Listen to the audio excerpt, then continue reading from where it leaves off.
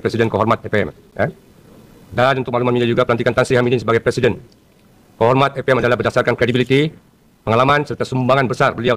Wow, di luar dugaan, langsung viral malam ini juga. Dipikir Indonesia takut. Begini komentar gila Presiden AFF dan FAM Malaysia.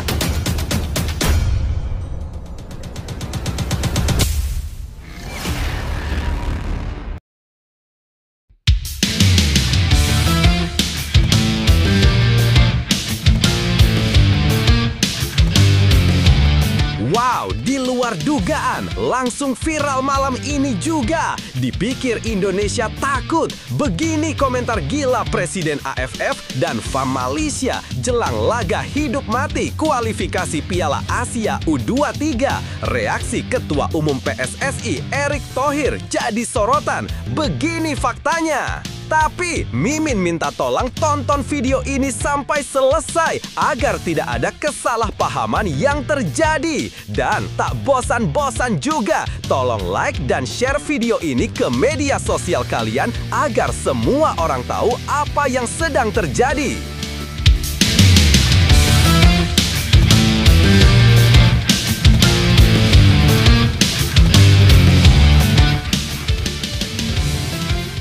Sebelumnya diberitakan, Timnas Indonesia U23 mulai latihan 25 Agustus 2025 jelang kualifikasi Piala Asia U23 2026.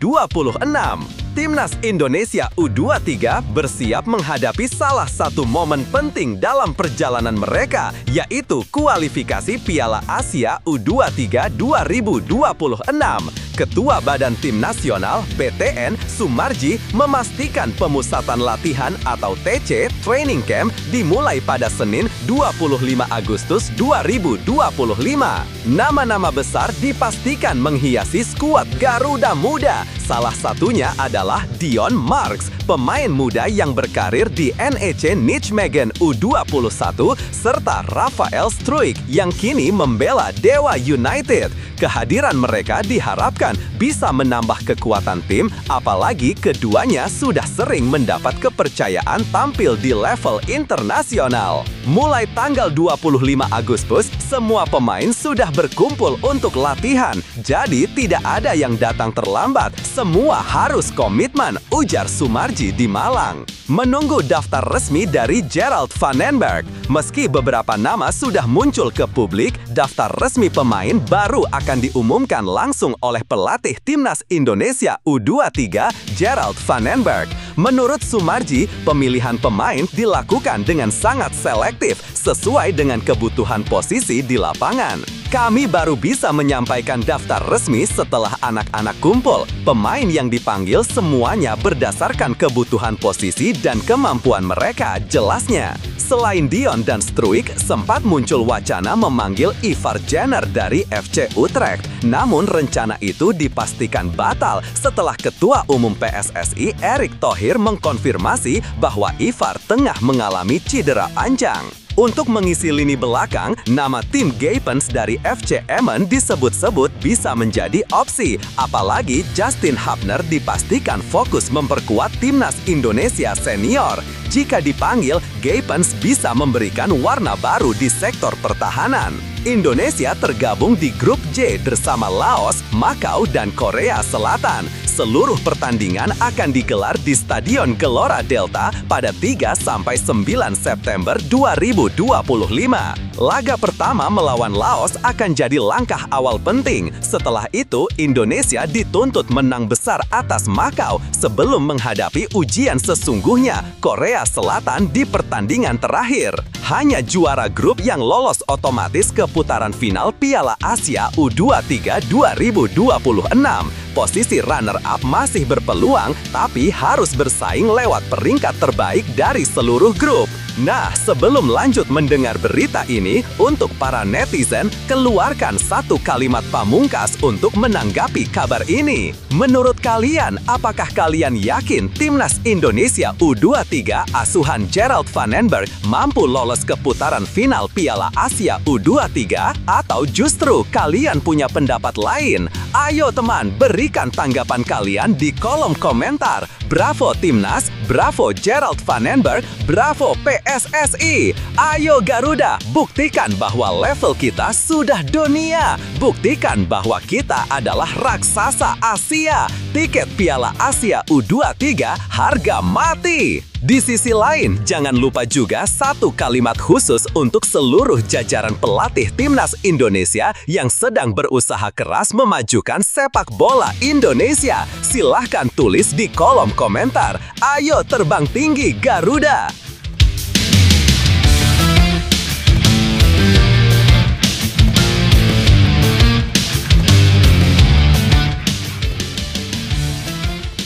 Mari kita lanjut teman-teman. Dukungan publik jadi energi tambahan. Tuan rumah Sidoarjo akan menjadi saksi perjuangan Garuda Muda. Dukungan supporter di stadion diharapkan bisa membakar semangat pemain. Publik Indonesia tentu menantikan permainan agresif dan penuh determinasi dari anak asuh Van Enberg. Apalagi Piala Asia U23 bukan hanya sekedar turnamen, melainkan ajang pembuktian generasi muda Indonesia untuk melangkah lebih jauh di kancah internasional. Jika berhasil lolos, ini akan jadi modal berharga bagi pembinaan timnas menuju Olimpiade maupun level senior. Dengan persiapan yang matang, hadirnya pemain diaspora seperti Dion Marks hingga dukungan penuh masyarakat, Timnas Indonesia U23 diharapkan bisa tampil garang dan membawa kabar gembira untuk sepak bola nasional. Lebih lanjut, situasi Timnas Indonesia U23 jelang kualifikasi Piala Asia U23 2026 ini terlihat cukup menjanjikan. Pemanggilan pemain diaspora seperti Dion Marks dan Rafael Struijk memberi sinyal bahwa pelatih Gerald Van Enberg ingin menggabungkan potensi lokal dengan pengalaman pemain muda yang sudah ditempa di Eropa. Hal ini tentu bisa jadi kombinasi berbahaya bagi lawan. Namun tantangan besar tetap ada. Absennya Ivar Jenner karena cedera jelas menjadi kerugian, mengingat perannya di lini tengah sangat vital. Kehadiran opsi baru seperti Tim Gapens mungkin bisa menutup celah di lini belakang, apalagi dengan Justin Hubner yang fokus ke tim senior. Di sisi lain, grup J bukan grup yang bisa dianggap enteng. Laos dan Makau memang relatif lebih lemah di atas kertas, tapi Korea Selatan adalah lawan yang bisa menguji sejauh mana kualitas Garuda Muda. Apalagi hanya juara grup yang lolos otomatis, sehingga setiap pertandingan akan terasa seperti final. Secara keseluruhan, peluang Indonesia tetap terbuka lebar dengan dukungan publik di Sidoarjo, semangat juang para pemain muda, serta persiapan matang. Harapan untuk lolos ke Piala Asia U23 2026 sangat realistis. Kuncinya ada pada konsistensi permainan dan bagaimana tim bisa menjaga fokus dari laga pertama hingga terakhir.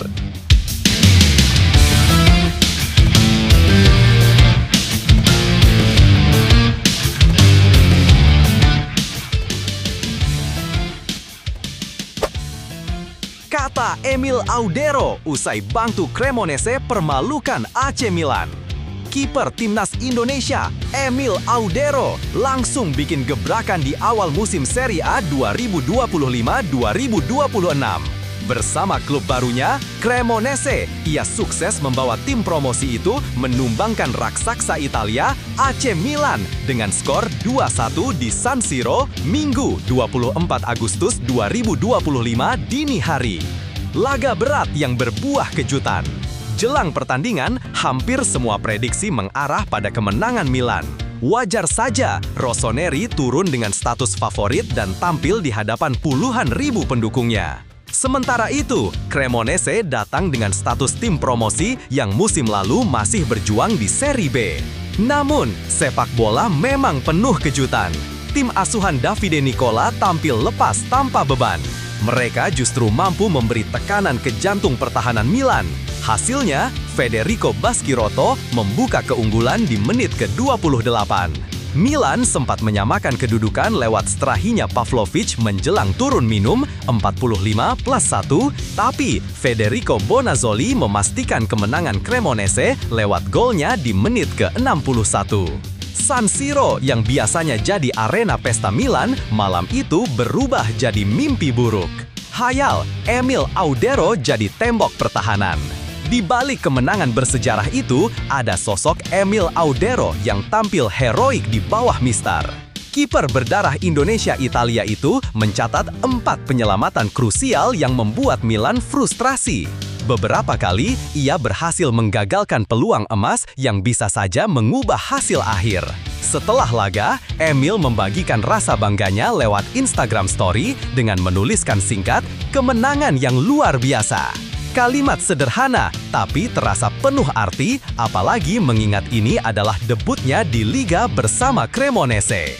Pujian dari pelatih. Pelatih Cremonese, Davide Nicola, tak segan melayangkan pujian setinggi langit untuk Audero. Menurutnya, sang kiper tetap layak diapresiasi meski timnya kalah sekalipun.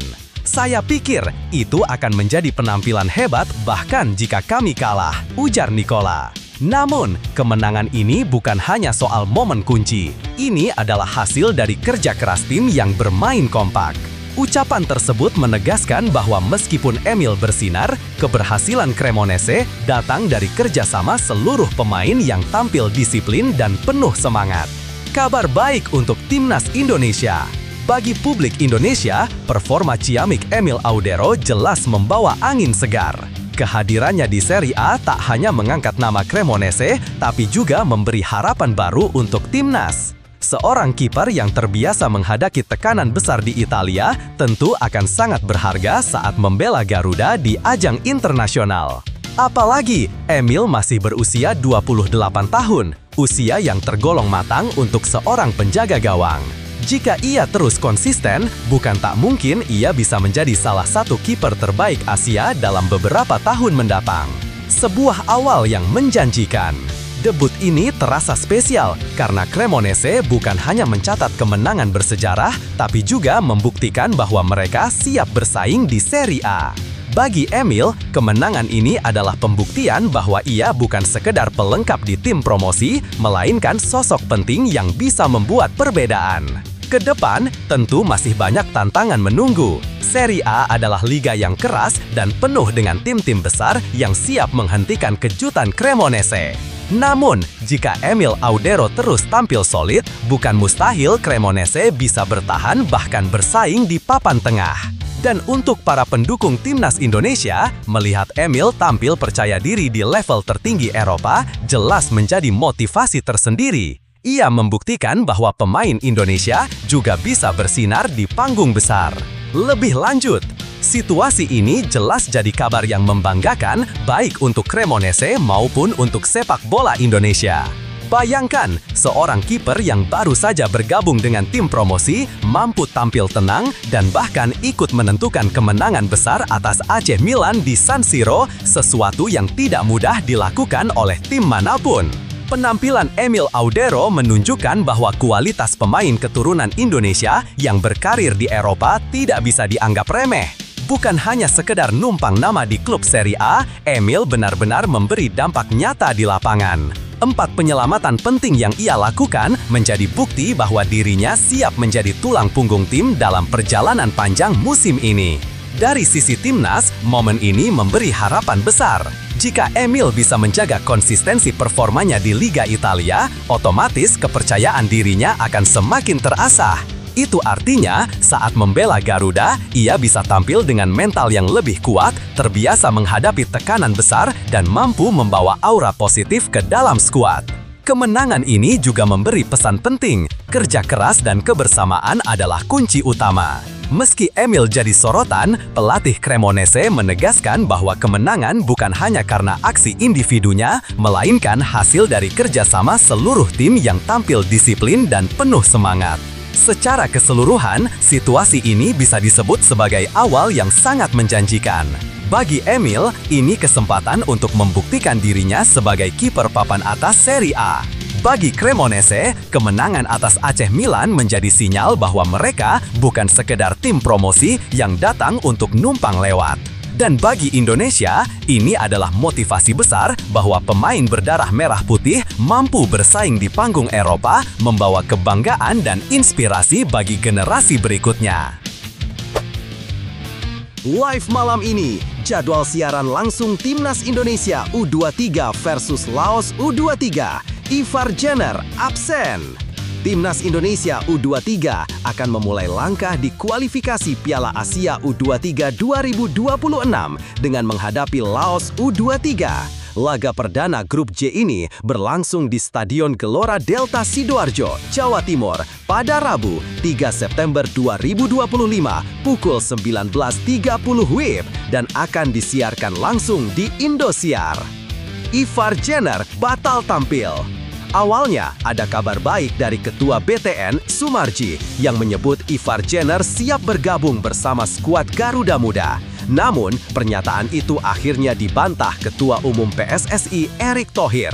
Sang gelandang dipastikan absen karena cedera, sehingga gagal memperkuat Indonesia di ajang ini. Rafael Struijk jadi andalan. Sebenarnya, banyak yang memprediksi pelatih Gerald Van den Berg bakal membawa 4 pemain senior untuk memperkuat tim U23. Rafael Struijk, Marcelino Ferdinand, Justin Hubner, dan Ivar Jenner. Namun kenyataannya, hanya Rafael Struijk yang dilepas klub untuk turun di ajang ini. Ivar Jenner absen karena cedera. Marcelino Ferdinand dan Justin Hubner diproyeksikan membela timnas senior di FIFA Matchday September 2025. Dengan begitu, Rafael Struijk akan jadi tumpuan utama Garuda Muda dalam upaya merebut tiket ke Piala Asia U23 2026. Momentum kebangkitan Struijk. Bagi Rafael Struijk, ajang ini bisa jadi kesempatan emas untuk bangkit. Setelah pindah ke Dewa United, performanya belum terlalu menonjol. Dari 3 laga Super League 2025, ia belum mencetak gol. Jika mampu tampil tajam bersama Timnas U23, bukan mustahil kepercayaan dirinya meningkat dan membuka peluang kembali memperkuat timnas senior. Tantangan berat di Grup J. Indonesia berada di Grup J bersama Laos, Makau, dan Korea Selatan. Secara di atas kertas, Garuda Muda berpeluang besar menaklukkan Laos dan Makau. Namun, lawan sesungguhnya adalah Korea Selatan, salah satu kekuatan besar di Asia. Untuk lolos sebagai juara grup, kemenangan atas Taeguk Warriors akan jadi kunci. Lebih lanjut, situasi Timnas Indonesia U23 menjelang kualifikasi Piala Asia U23 2026 bisa dibilang penuh dinamika. Absennya Ivar Jenner jelas menjadi kerugian besar karena ia salah satu gelandang yang mampu mengatur tempo permainan. Ditambah lagi, Marcelino Ferdinand dan Justin Hubner tidak bisa bergabung. Otomatis beban tim semakin berat. Namun di sisi lain, ini juga bisa jadi kesempatan bagi pemain lain untuk unjuk kemampuan. Kehadiran Rafael Struijk, meski performanya di klub belum optimal, bisa menjadi titik balik karirnya. Jika ia mampu tampil meyakinkan, kepercayaan diri bukan hanya kembali, tapi mungkin membuatnya kembali dipertimbangkan untuk timnas senior. Indonesia masih punya peluang besar melawan Laos dan Makau. Tantangan terberat tentu saat menghadapi Korea Selatan yang sudah terbiasa tampil di level tinggi Asia. Justru dari laga itulah bisa terlihat seberapa jauh perkembangan Garuda Muda. Secara keseluruhan, meski kehilangan beberapa pemain kunci, tim ini tetap memiliki potensi besar. Yang dibutuhkan adalah mental kuat, kerjasama solid, dan memanfaatkan setiap peluang dengan efektif. Jika itu bisa dilakukan, asal lolos ke Piala Asia U23 tetap terbuka lebar. Meski Timnas Indonesia U23 harus kehilangan beberapa pemain penting, semangat juang tidak boleh padam. Sepak bola selalu penuh kejutan, dan justru di momen sulit seperti ini, biasanya lahir para pahlawan baru. Setiap pemain yang terpilih membela Garuda Muda punya kesempatan emas untuk membuktikan bahwa mereka layak dipercaya. Para pemain anggap setiap pertandingan sebagai panggung untuk mengukir sejarah. Buat para supporter, teruslah mendukung dengan doa dan semangat karena energi dari tribun bisa menjadi bahan bakar tambahan bagi para pejuang di lapangan. Garuda Muda bukan hanya sekedar tim, tapi cerminan mimpi jutaan rakyat Indonesia. Selama peluit belum berbunyi panjang, peluang selalu ada. Jangan berhenti percaya, karena keajaiban sering datang untuk mereka yang tak menyerah. Alasan Mauro Zylstra datang ke Indonesia, calon pemain Timnas U23.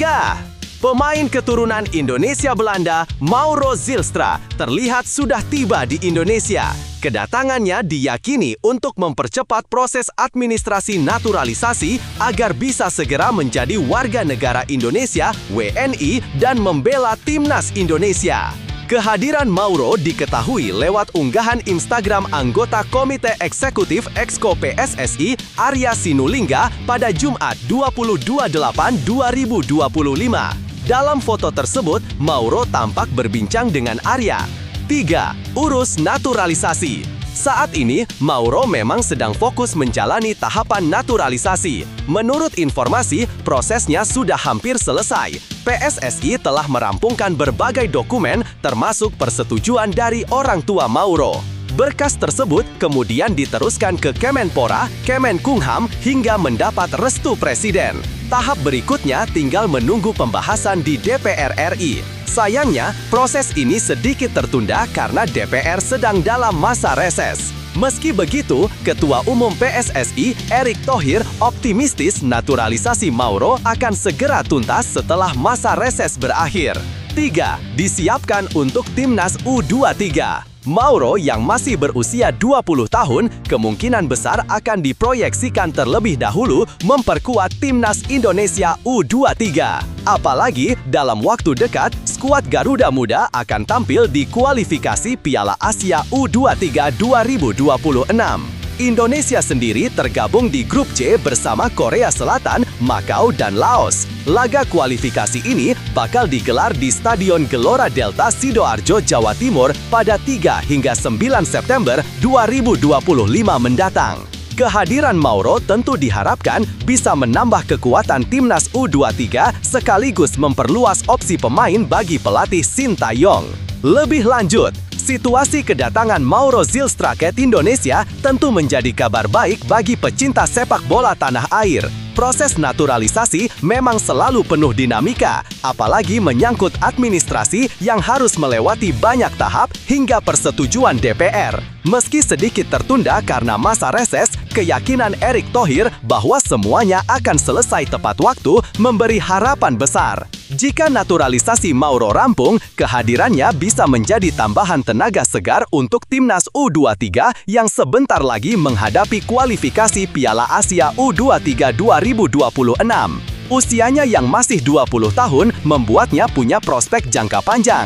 Tidak hanya di level U23, tapi juga berpotensi memperkuat tim senior di masa depan. Langkah PSSI yang aktif mendatangkan pemain keturunan patut diapresiasi, karena semakin banyak opsi pemain berkualitas yang bisa dipilih. Namun, yang tak kalah penting, para pemain ini juga harus benar-benar beradaptasi dengan kultur, permainan, dan atmosfer sepak bola Indonesia. Dengan kombinasi pemain lokal dan keturunan yang solid, Timnas bisa semakin kompetitif menghadapi lawan-lawan berat di Asia. Perjalanan Mauro Zylstra menuju Timnas Indonesia memberi pesan kuat bahwa mimpi besar selalu membutuhkan proses. Meski ada hambatan, keyakinan dan kerja keras akan membawa hasil di waktu yang tepat. Sama seperti Mauro yang berjuang merampungkan naturalisasi, kita pun bisa belajar bahwa kesabaran dan fokus adalah kunci untuk meraih tujuan. Bagi para pemain muda Indonesia, hadirnya Mauro seharusnya jadi pemicu semangat untuk terus berlatih lebih keras.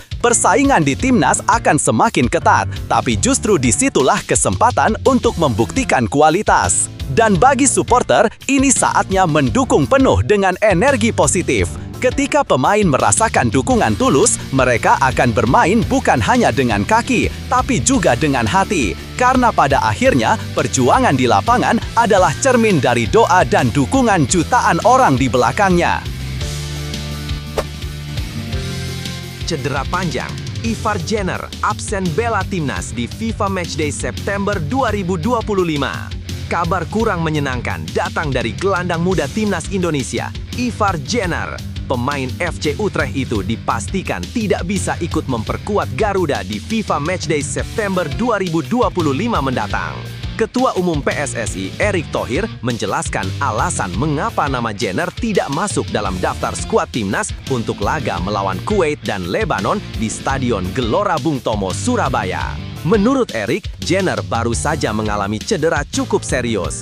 Dari laporan yang ia terima dari Badan Tim Nasional dan tim pelatih, pemain berusia 21 tahun itu diperkirakan harus menepi sekitar 2 bulan.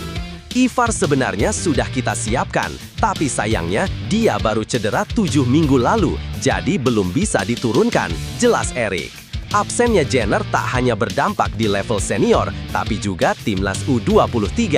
Ia dipastikan tidak bisa tampil di kualifikasi Piala Asia U23 2026. Erick menegaskan kondisi sang pemain tidak boleh dipaksakan karena bisa memperburuk cederanya. Lebih baik fokus pemulihan dulu supaya tidak kambuh lagi, tambahnya. Meski begitu, PSSI tetap berkoordinasi dengan klub Jenner di Belanda. Erick menekankan bahwa proses pemulihan harus dijalani secara maksimal agar nantinya Jenner bisa kembali bugar saat timnas tampil di kualifikasi Piala Dunia 2026 zona Asia putaran keempat. Untuk sekarang, biarkan Ivar fokus berlatih ringan dulu bersama klubnya. Kita berharap dia bisa segera pulih dan kembali memperkuat Garuda di laga-laga penting ke depan. Tutup Erick. Lebih lanjut, cedera yang dialami Ivar Jenner jelas menjadi pukulan bagi timnas Indonesia. Pasalnya, Jenner selama ini dikenal sebagai salah satu motor di lini tengah dengan visi bermain dan distribusi bola yang bagus. Kehilangannya di laga melawan Kuwait dan Lebanon tentu mengurangi kekuatan Garuda. Namun di sisi lain, keputusan PSSI untuk tidak memaksakan Jenner bermain adalah langkah tepat. Cedera yang dipaksakan biasanya justru memperpanjang masa pemulihan dan bisa mengganggu karir pemain di jangka panjang. Dengan usia yang masih muda, Jenner punya banyak kesempatan untuk kembali lebih kuat.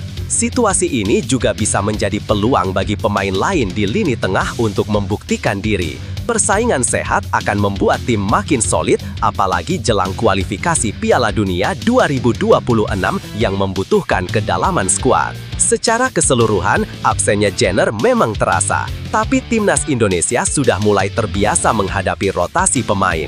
Justru di momen seperti ini, semangat kolektivitas dan kedisiplinan tim akan diuji. Jika bisa melewati tantangan tanpa salah satu pemain kunci, Garuda akan makin matang dan siap menghadapi laga-laga besar ke depan. Meski absennya Ivar Jenner jadi kabar yang cukup berat, timnas Indonesia tak boleh kehilangan semangat. Setiap ujian pasti datang dengan kesempatan baru. Kehilangan satu pemain kunci bisa jadi pemicu lahirnya bintang lain yang siap unjuk gigi. Buat Ivar, cedera ini bukan akhir. Justru ini bisa menjadi waktu berharga untuk memperkuat mental, memperbaiki kondisi fisik, dan kembali lebih tangguh. Banyak pemain dunia yang bangkit lebih hebat setelah cedera panjang, dan Jenner bisa mengikuti jejak itu. Bagi tim, inilah saatnya menunjukkan bahwa Garuda bukan hanya bergantung pada satu nama. Dengan kerja keras, kekompakan, dan keyakinan, timnas Indonesia bisa tetap terbang tinggi. Karena pada akhirnya, semangat juanglah yang membuat Garuda selalu disegani. Shin Tae-yong, jika tidak dipecat, saya yakin bisa bawa Indonesia kalahkan Australia. Shin Tae-yong kembali buka suara soal kisahnya bersama timnas Indonesia.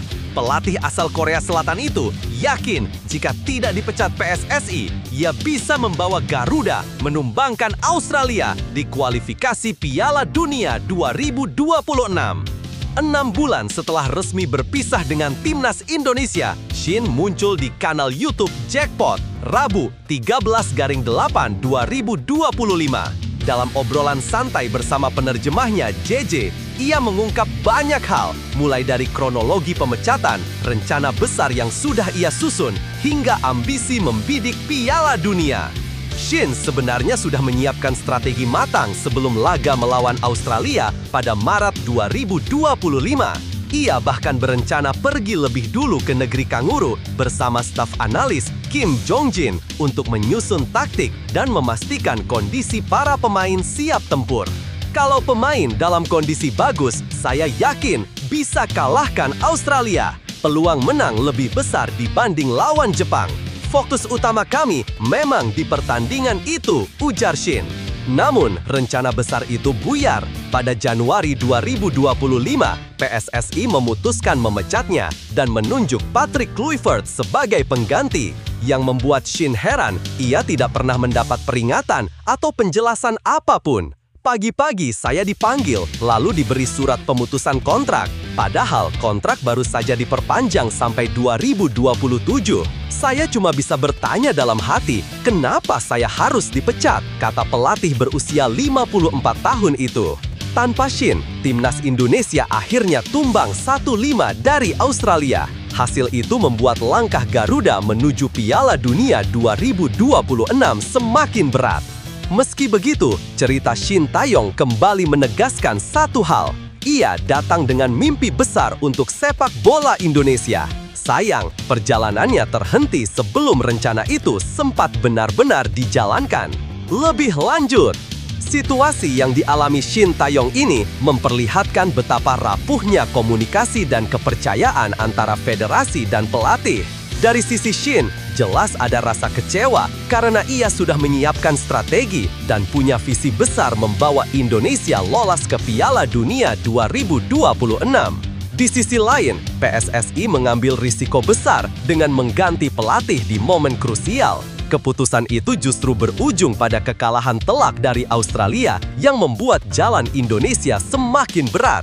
Hal ini menimbulkan pertanyaan, apakah pergantian pelatih benar-benar solusi atau justru memperumit perjalanan tim?